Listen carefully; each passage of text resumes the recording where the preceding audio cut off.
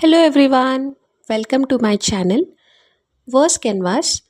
So, here we are going to talk about everything related to books, and this is my first video where I am going to talk about my favorite author. So, books are the best form of entertainment that you will ever get. Some books entertain you for few days, and then there are books that quietly stay in your mind long after you have finished reading them. This is exactly how I feel about the books written by author Chitra Banerjee Divakaruni.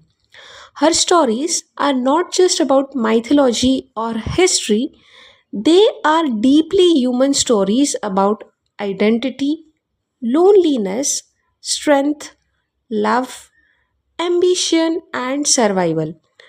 What I personally admire the most about her writing is the way she gives emotional depth to her characters which we already know.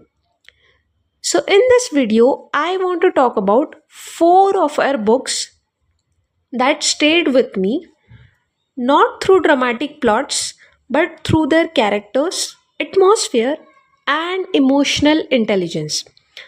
Here is the first book that I want to talk about. The book name is The Palace of Illusions.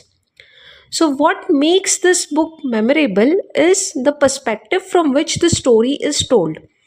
So, if you are watching this video from India and if you are Indian, definitely you must know the story of Mahabharata.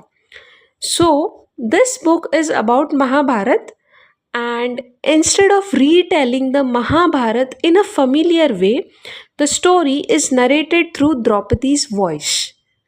And because of that, Draupadi no longer feels like a distant mythological figure. She feels human. She is intelligent, proud, vulnerable, ambitious, and sometimes even conflicted. I think one of the Chitra Banerjee's greatest strength is that she never writes women as a one-dimensional character. Her protagonists are layered and emotionally complex. The writing in this book feels lyrical without becoming difficult to read. And even the story is based on mythology, the emotions feels incredibly modern. What stayed with me most was the emotional loneliness of Draupadi despite constantly being surrounded by power, war, and expectations. So here come the second book.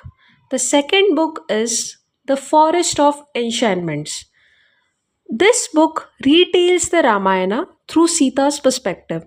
And once again, what stands out is the author's ability to humanize a legendary character. Sita here is not silent or passive, she is observant, emotionally intelligent, and quietly strong. What I appreciated about this book was its emotional restraint. The story never tries to too hard to appear dramatic, yet many moments feel deeply impactful. The writing creates a very immersive atmosphere.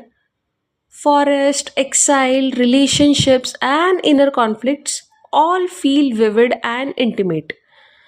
And more than mythology, the book feels like an exploration of womanhood, sacrifice, and emotional resilience.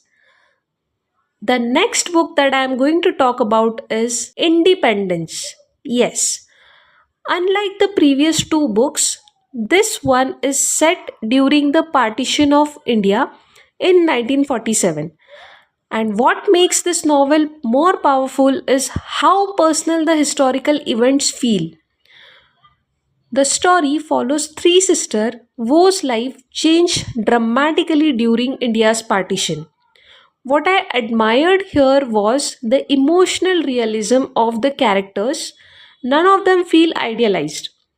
Each sister responds differently to fear, freedom, loss, and responsibility.